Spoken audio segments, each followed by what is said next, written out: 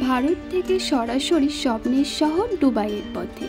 রাজকীয় মসজিদ, আধুনিক শহর, সোনালী সমুদ্র সৈকত, চলুন চোখে দেখি এক অসাধারণ ট্রাভেল জার্নি।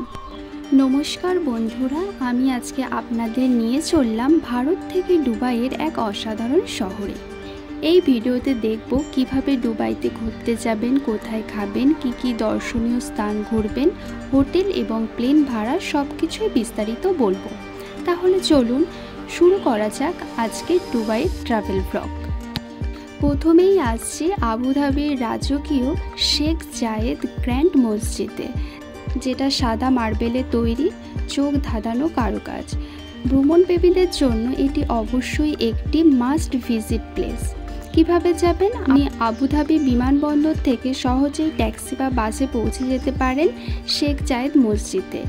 সময় লাগবে প্রায় 20 মিনিট। এটা হচ্ছে এন্ট্রি ফ্রি। এরপর আসছি শ্রী স্বামীনগর মন্দির। এটি নতুন তৈরি এবং অত্যন্ত শান্তিপূর্ণ এক স্থান। ভারতীয় সংস্কৃতির ছোঁয়া রয়েছে এই মন্দিরে। এখানেও কোনো এন্ট্রি ফি নেই, এটি আবুধাবিতেই রয়েছে। আপনি চাইলে ট্যাক্সি বা লোকাল বাসে পৌঁছাতে পারেন। মসজিদ বা মন্দির দর্শনের পর আপনারা দুবাইয়ের পথে চলে যেতে পারেন। আবুধাবি থেকে দুবাইয়ের দূরত্ব প্রায় 140 কিমি। সময় লাগে 1.5 থেকে 2 ঘন্টা।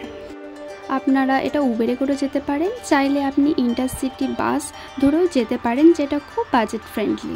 বাসের ভাড়া মাত্র 25 থেকে 30 এড। এরপর এখানে বুট দুবাইয়ে একটি হোটেল নিতে পারেন। এই জায়গা বেশ বাজেট ফ্রেন্ডলি এবং ভারতীয় খাবার সহজেই পাওয়া যায়। হোটেল রেট ছিল প্রায় 20 এড প্রতি রাত, যেটা ইন্ডিয়ান রুপিস 4500 মতো। হোটেল বুকিং করতে পারেন booking.com-এর মাধ্যমে। এরপর এখান থেকেই মেট্রোতে বুর্জ খলিফা বা দুবাই মল স্টেশনে নেমে কিছুটা হাঁটলেই আপনারা বুর্জ খলিফা বা দুবাই মল এবং ফাউন্টেন শো দেখতে পারবেন। বুর্জ খলিফার at the top ticket rate প্রায় 1698।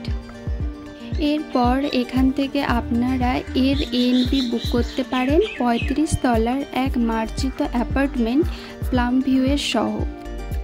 যারা পরিবার বা বন্ধুদের সঙ্গে যাচ্ছেন তাদের জন্য কিন্তু এটা একদম পারফেক্ট, যেখানে ভাড়া 2 থেকে 3 রাতের জন্য ইন্ডিয়ান রুপিস 15,000 to 25,000 এবং লোকেশন হলো দুবাই মারিনা জেএলটি বা ডাউনটাউনে।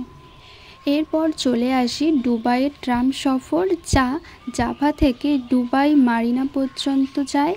একটা নল কার্ড কিনে নিলে সব মেট্রো, ট্রাম, বাসে যাওয়া যায়। কার্ড চার্জ করে নিতে হয়। একেবারে 30 এড রিচার্জ করলেই বেশ কয়েকদিন ঘোরা যাবে। পাম জুমেইরার ভেতরে যেতে হলে পাম মেমোরিয়াল নিতে হবে। এটা শুধুমাত্র পাম আইল্যান্ডের মধ্যেই নির্দিষ্ট। রাউন্ড ট্রিপ টিকিট প্রায় 38। এখান থেকে একটা দারুণ ভিউ উপভোগ করা যায় এই মেমোরিয়াল থেকে। পাম জুমেরায় হলো দুবাইয়ের এক বিস্ময়কর মানব নির্মিত দ্বীপ। এখানে রয়েছে আটলান্টিক্স হোটেল, দ্য পয়েন্টে একাধিক দর্শনীয় স্থান। এছাড়াও দুবাইতে রাস্তায় আপনি দেখতে পাবেন ব্যাটারি চালিত স্কুটার বা বাইক। এসব আপনি ক্যারিম বাইক অ্যাপ ব্যবহার করে ভাড়া নিতে পারেন। ভাড়া ঘন্টা প্রায় 20 থেকে 38। খুব সহজে ঘুরে বেড়ানোর জন্য আদর্শ। পরে চলে আসছে আমরা JBR সি বিচে। সাদা বালি, নীল জল আর হালকা ব্রিজ, দারুণ পরিবেশ। এখানে আপনি বিনামূল্যে ঘুরে বেড়াতে পারেন। চাইলে জেটস্কি বা প্যারাসেলিংও করতে পারেন, যদিও এগুলোর জন্য আলাদা খরচ আছে।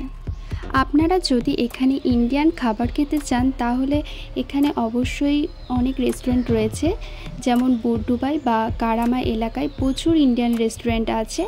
যেমন ধরুন গাজেবো নামক একটি রেস্টুরেন্ট, যেখানে দারুণ বিরিয়ানি বা তান্দুরি পাওয়া যায়। এখানের খরচ প্রায় 30 to 58 পার পারসন। এরপর চলে আসি কিছু ট্রাভেল ডিটেলস নিয়ে। ভারত থেকে দুবাই যাওয়ার ফ্লাইট কেমন, সবার মনে কোশ্চেন থাকতে পারে। এখানে জেট এয়ারওয়ে দিল্লি টু আবুধাবির ফ্লাইট নিন, সময় লাগবে প্রায় 4.5 ঘন্টা।